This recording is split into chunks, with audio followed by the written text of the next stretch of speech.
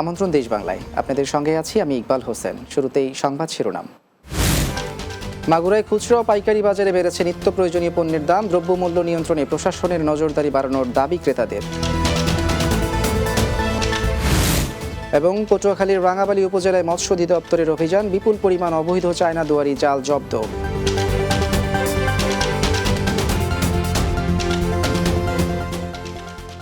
শুনছিলেন শিরোনাম, এবারে বিস্তারিত। মাগুরায় খুচরা ও পাইকারি বাজারে বেড়েছে সবজি সহ বিভিন্ন নিত্য প্রয়োজনীয় দ্রব্যের দাম। বাজার খরচে বাড়তি ব্যয়ের হিসাব মেলাতে পারছেন না সাধারণ ক্রেতারা। দ্রব্যমূল্য নিয়ন্ত্রণে সংশ্লিষ্ট কর্তৃপক্ষের নজরদারি বাড়ানোর দাবি তাদের। মাগুরা থেকে মোহাম্মদ তৌহিদুল ইসলামের পাঠানো প্রতিবেদন, জানাচ্ছেন সুরাইয়া সীমা। মাগুরা জেলার বিভিন্ন কাঁচা বাজারে গত কয়েকদিনের ব্যবধানে নিত্য প্রয়োজনীয় পণ্যের দাম অনেকটাই বেড়েছে। কাঁচামরিচ কেজিতে 100 টাকা থেকে 150 টাকা বেড়ে বিক্রি হচ্ছে 250 থেকে 300 টাকায়। পেঁয়াজ কেজি প্রতি 20 টাকা বেড়ে বিক্রি হচ্ছে 80 টাকায়। সবজির মধ্যে করলা কেজিতে 20 টাকা বেড়ে বিক্রি হচ্ছে 120 টাকায়। বেগুন বিক্রি হচ্ছে 100 টাকা কেজি, পেঁপে 60 টাকা, পটল 100 টাকা। এছাড়া মুগ ডাল ও ছোলার ডালের দাম বেড়েছে 20 থেকে 30 টাকা। বাজারে শাকসবজি সহ নিত্য পণ্যের দাম অনেক বেশি। বাজারে এসে সেটা কাঁচা বাজার হোক বা যে কোনো বাজার হোক না কেন, আমরা আসলে হিমশিম খেয়ে যাচ্ছি। আজ থেকে 15 দিন আগে যেই জিনিসটা ছিল তার থেকে এখন দ্বিগুণ বেড়ে গেছে।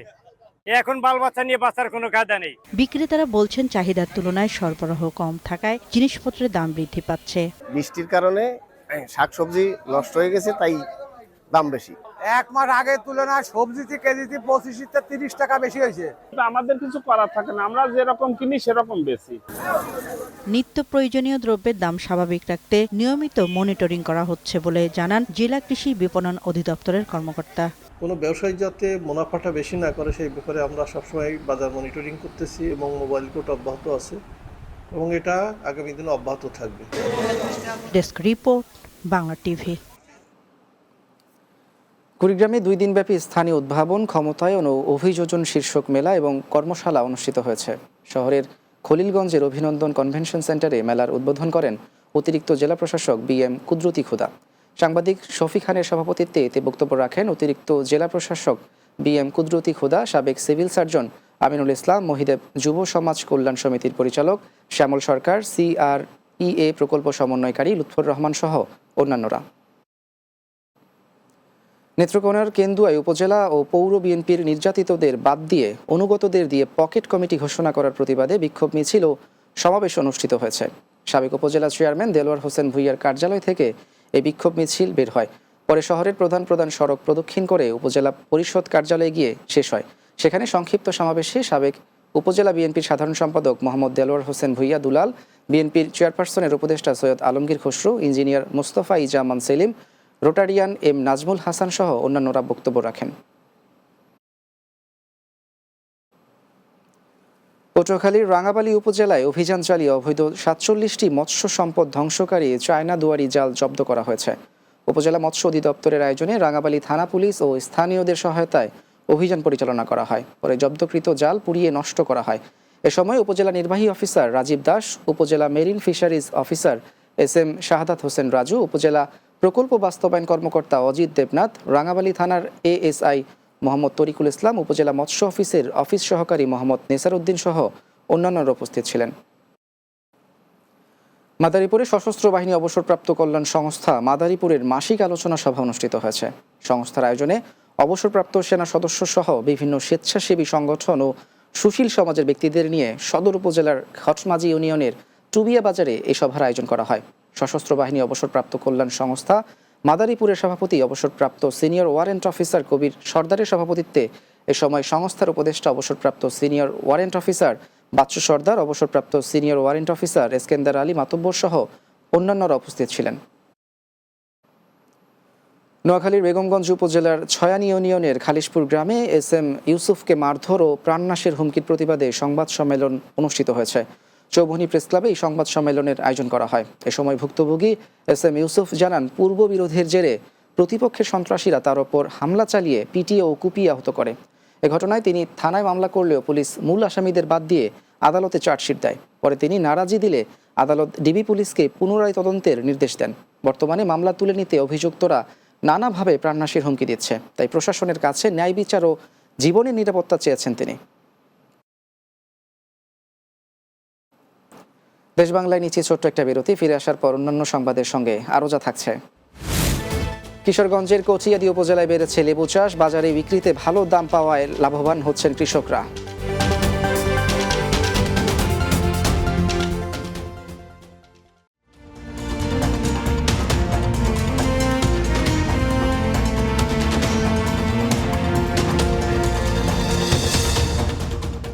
বিরতির পর দেশ বাংলায় স্বাগত আরও একবার।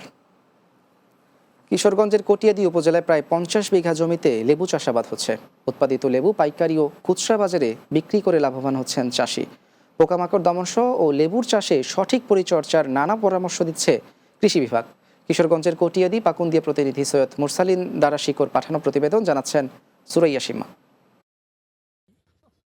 কিশোরগঞ্জের কটিয়াদি পৌরসভার 5 নম্বর বরাদিয়া ওয়ার্ডে বেশিরভাগ এলাকায় লেবুর বাগান। শুধু বরাদিয়া গ্রামে প্রায় 30 বিঘা জমিতে বছর জুড়ে লেবু চাষাবাদ হচ্ছে। কৃষকরা লেবু বাজারে বিক্রি করে লাভবান হচ্ছেন। লেবু করায় অন্য ফসলেতে মোটামুটি এই ফসলটা দিকটা বেশি লাভবান বেশি এবং এটার খরচ কম, ভালো ফলন হয় এবং ভালো টাকাও পাওয়া যায়। প্রতি বিঘা জমিতে 20 থেকে 30 হাজার টাকা খরচে 1 থেকে 1.5 লাখ টাকার লেবু বিক্রি করতে পারেন কৃষকরা। 200 টাকা পর্যন্ত কষ্ট হলে মনে 1.5 লাখ টাকা বিক্রি হয়।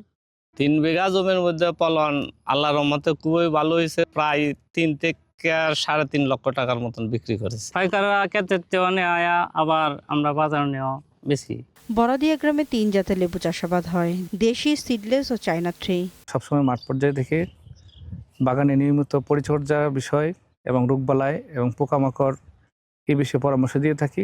কৃষকদেরকে কিভাবে উন্নত মানের লেবু উৎপাদন করা যায়, অধিক লেবু উৎপাদন করা যায় সেই সম্পর্কে সবসময় নিয়ে পরামর্শ প্রদান করে থাকি। তারপর এর ফলে দিন দিন লেবু উৎপাদন বাড়তেছে। লেবু চাষের সফলতায় এ এলাকায় দিন দিন এর আবাদের পরিমাণ বাড়ছে। Desk report, Bangla TV. শিক্ষার্থীদের মেধা বিকাশে নরসিংদীতে সফলতার গল্প শীর্ষক আলোচনা সভা অনুষ্ঠিত হয়েছে। নরসিংদী ইন্ডিপেন্ডেন্ট কলেজে আলোচনা সভা অনুষ্ঠিত হয়। এতে প্রধান অতিথি ছিলেন সাবেক উপজেলা চেয়ারম্যান ও জেলা বিএনপির সাধারণ সম্পাদক মঞ্জুর এলাহি। ইন্ডিপেন্ডেন্ট কলেজের অধ্যক্ষ ডক্টর মশিউর রহমানের সভাপতিত্বে এ সময় সাপ্তাহিক চেতনা পত্রিকার সম্পাদক ABM আশরাফ টিপু, নরসিংদী মডেল কলেজের অধ্যক্ষ মোহাম্মদ কামরুজ্জামান, পলাশ রেসিডেন্সিয়াল কলেজের অধ্যক্ষ আরিফ পাঠান, প্রকৌশলী জহিরুল ইসলাম সহ অন্যান্যরা উপস্থিত ছিলেন। নরসিংদীর মনোহরদী উপজেলা বিএনপির সাবেক সভাপতি বীর মুক্তিযোদ্ধা অধ্যক্ষ তোফাজ্জল হোসেন ভূঁইয়া শাহজাহানের মৃত্যুবার্ষিকী উপলক্ষে আলোচনা সভা ও মিলাদ মাহফিল অনুষ্ঠিত হয়েছে। উপজেলার হাতিরদিয়া সাদত আলী আদর্শ উচ্চ বিদ্যালয়ের সম্মেলন কক্ষে আলোচনা সভাটি অনুষ্ঠিত হয়। এ সময় প্রধান অতিথি ছিলেন বিএনপির কেন্দ্রীয় নির্বাহী কমিটির মুক্তিযুদ্ধ বিষয়ক সম্পাদক অবসরপ্রাপ্ত lieutenant colonel Joynul Abedin. Shakundi union পরিষদের সাবেক চেয়ারম্যান আব্দুল গনি ফারাজির সভাপতিত্বে এতে বিএনপির কেন্দ্রীয় কমিটির সদস্য ফেরদৌদ খোকন, জেলা বিএনপির সাবেক সাধারণ সম্পাদক তোফাজ্জল হোসেন মাস্টার সহ অন্যান্যরা উপস্থিত ছিলেন। বান্দরবন পৌর এলাকার 2 নম্বর ওয়ার্ডের লালমিয়ার চরকে পরিচ্ছন্ন স্বাস্থ্যকর গ্রাম হিসেবে ঘোষণা করা হয়েছে। লালমিয়ার চরকে পরিচ্ছন্ন স্বাস্থ্যকর গ্রাম ঘোষণা করেন সদর উপজেলার স্বাস্থ্য পরিবার পরিকল্পনা কর্মকর্তা ডাক্তার ভানু মার্মা। গ্রাউজের বান্দরবন সদর এরিয়া প্রোগ্রামের কমিউনিটি ডেভেলপমেন্ট অফিসার সোনিয়া আফরোজের সঞ্চালনায় সময় মেডিকেল অফিসার ডাক্তার তাহমিনা করিম, বান্দরবন পৌরসভার 2 নম্বর ওয়ার্ডের দায়িত্বপ্রাপ্ত সত্যজিৎ তঞ্চঙ্গা, গ্রাউজের বান্দরবন সদর এরিয়া প্রোগ্রামের ওয়াশ ফেসিলিটর রেয়ং সহ অন্যান্যরা উপস্থিত ছিলেন। বান্দরবন জেলা থেকে 2025 সালে দাখিল ও এসএসসি পরীক্ষায় A+ প্রাপ্ত ও উত্তীর্ণ শিক্ষার্থীদের সংবর্ধনা দেওয়া হয়েছে। বান্দরবন হিলভিউ কনভেনশন হলে বাংলাদেশ ইসলামী ছাত্র শিবির বান্দরবন জেলা শাখা আয়োজনে এই সংবর্ধনার আয়োজন করা হয়। এ সময় প্রধান অতিথি ছিলেন বাংলাদেশ ইসলামিক ছাত্র শিবির কেন্দ্রীয় সেক্রেটারি জেনারেল নুরুল ইসলাম সাদ্দাম। এ সময় বাংলাদেশ ইসলামী ছাত্র শিবিরের চট্টগ্রাম মহানগর দক্ষিণের সভাপতি মোহাম্মদ জুয়েল সহ অন্যান্যরা উপস্থিত ছিলেন। ঝিনাইদহের হরিণাকুণ্ডে 2025 সালের এসএসসি ও সমমানের পরীক্ষায় অংশ নেওয়া মেধাবী শিক্ষার্থীদের সংবর্ধনা দেওয়া হয়েছে। সোমবার উপজেলার জেলা পরিষদ মিলনায়তনে এই সংবর্ধনার আয়োজন করে উপজেলা ও পৌর ছাত্রদল। এতে জেলা বিএনপির সভাপতি অ্যাডভোকেট M.A. মজিদ, হরিণাকুণ্ড উপজেলা বিএনপির সভাপতি আবুল হাসান মাস্টার, সাধারণ সম্পাদক তাইজাল হোসেন, ছাত্রদলের আহ্বায়ক ইমরুল হাসান মিঠু সহ অন্যান্যরা বক্তব্য রাখেন। রাঙামাটিতে এসএসসি ও দাখিল সমমানের পরীক্ষায় জিপিএ 5 প্রাপ্ত ও কৃতি শিক্ষার্থীদের সংবর্ধনা প্রদান করা হয়েছে। বাংলাদেশ ইসলামী ছাত্র শিবির রাঙামাটি পার্বত্য জেলা শাখার উদ্যোগে এই সংবর্ধনা অনুষ্ঠানে জেলার বিভিন্ন উপজেলার 3 শতাধিক মেধাবী শিক্ষার্থীকে সম্মাননা জানানো হয়। এতে প্রধান অতিথি ছিলেন বাংলাদেশ ইসলামী ছাত্র শিবিরের কেন্দ্রীয় সেক্রেটারি জেনারেল নুরুল ইসলাম সাদ্দাম। এ সময় শিক্ষাবিদ তানভীর আরিফ এবং বাংলাদেশ জামায়াতে ইসলামী রাঙামাটি পার্বত্য জেলা আমির আব্দুল আলিম সহ অন্যান্যরা উপস্থিত ছিলেন।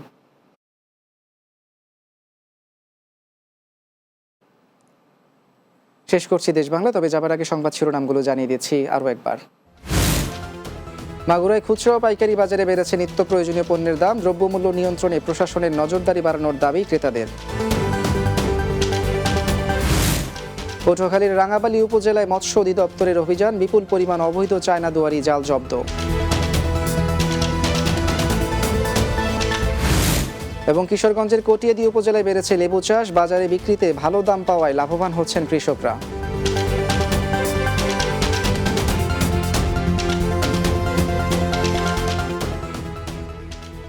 এই ছিল দেশ বাংলায়। আমাদের পরবর্তী সংবাদ বিকেল 4টা 30 মিনিটে দিনের বাংলা দেখার আমন্ত্রণ রইল। এতক্ষণ সঙ্গে থাকার জন্য ধন্যবাদ সবাইকে।